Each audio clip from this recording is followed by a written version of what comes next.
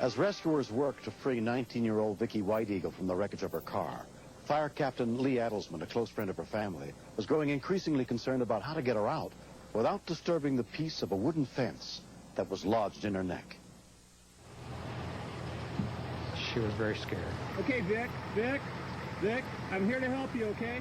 She kind of set up a comfort zone around the stick to keep anybody from touching that stick and moving the stick.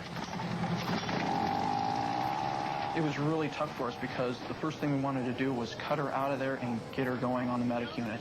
But we didn't want to jostle her in any way. The whole thing hit me like a ton of bricks. I went to school with her. We were in the marching band together. She was just a really good friend. You're okay, Vicki. We're helping you out. You okay, Steve? When Vicki's parents, Virginia, and her husband, Ted, a former firefighter, arrived, they still did not know who was trapped in the car. Virginia went down to see if it was their daughter. I don't really know why I didn't go down. Maybe it was because it might be her. You guys be careful. I don't want this standing in the land. 881 advising we're seeing one patient, 25-year-old female. She has a stick lodged in her trachea. BP is 126/80. Pulse rate is 80. We're unable to get a respiratory rate. Right now. Okay, here we go.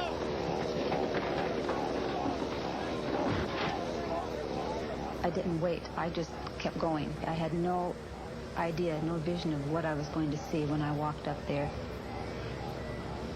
Lee Adelsman started walking towards me. And when you see somebody you know like that walking towards you, you kind of know. I knew then it was Vicki. But I knew that she was in good hands because I trained a lot of those people.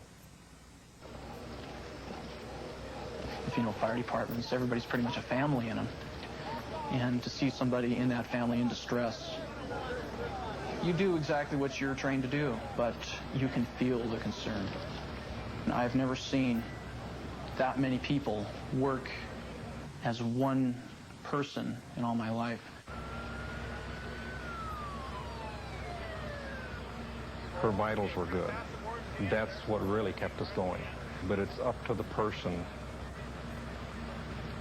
to have the will to go on, to live. King County Medic 1 arrived, and paramedics Ed Plumley and Tony Scoccolo immediately took over Vicki's care.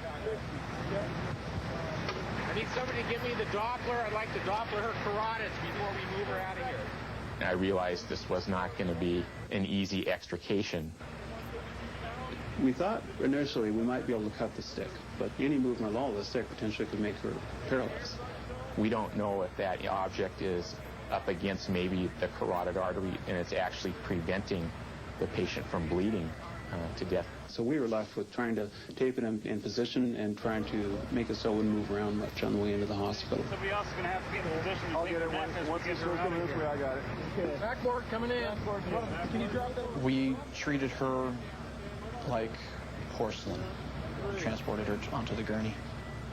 And she looks directly up at me. And all I saw were these very, very round eyes staring back at me, saying, "My God, I'm going to die." Less than 45 minutes after the first rescue workers arrived, Vicki was pulled free of the wreckage. She was carefully packaged and paralyzed with drugs for the 10-mile transport to Valley Medical Center.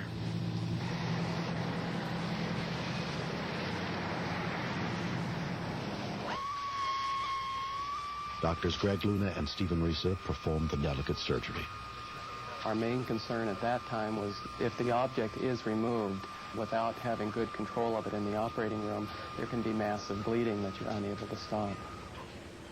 It was about a centimeter away from the carotid artery or internal jugular vein, and it had just gone to the side of the trachea and esophagus and actually hit the bony spinal column rather than the cord itself, which carries the nerves.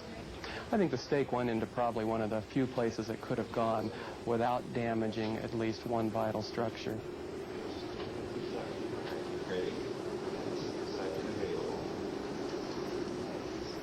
The entire case itself is really a miracle in that the medics were able to get her out of the car and not dislodge the stake, that she had no significant injuries afterwards and actually recovered very well. Everything went just fine.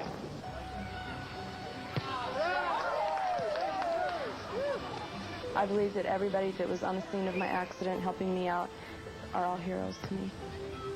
The funny thing about it is Vicki has been our crash dummy for our drills.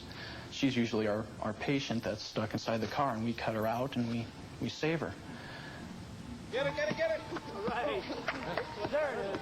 I had to push myself. I had to push my body. I had to hold on to that stick. I had to stabilize it. I had to cooperate. And I believe that I was well trained for that. She didn't panic. She knew just what to do. Otherwise, I think anybody else would have tried pulling the stick out, not knowing, what type of damage they may have done. I'm very thankful that Greg stopped, pulled over, and to find out if I was okay. A lot of it depended on him, on what he did, because nobody else stopped by but him. She's a very lucky girl. I think the thing to know and to learn from a situation like this is don't move a trauma patient unless it's absolutely necessary. Good. All right. Well, thanks for being there. I'm so thankful that I'm alive that it's no reason to get mad if someone laughs at me or points at me and says I have a hickey. It's like, hey, it's just a scar. And I lived through it.